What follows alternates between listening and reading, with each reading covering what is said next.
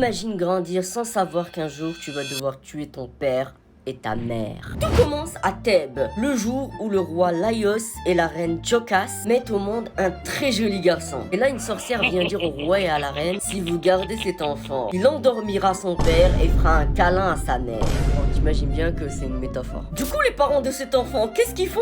Ils abandonnent l'enfant. Ils le donnent à un berger qui lui-même le donne à un autre royaume. Ah oui, c'est ça la Grèce de l'époque. Bref, cet enfant grandit dans un nouveau royaume et là, ses parents lui donnent un nom, Oedipe. En grec, ça veut dire pied enflé. Youk, le joli nom. Du coup, le très jeune et beau gosse Oedipe grandit dans la bienveillance parentale et de ses amis. C'est faux! Du coup, notre cher Oedipe, très charismatique, qu'est-ce qu'il fait? Il se barre le plus tôt possible. Sur sa route, il croise un homme qui ne veut pas le laisser passer. Et ben, il le tue.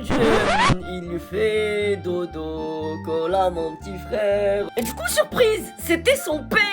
Il arrive près de la ville de Thèbes.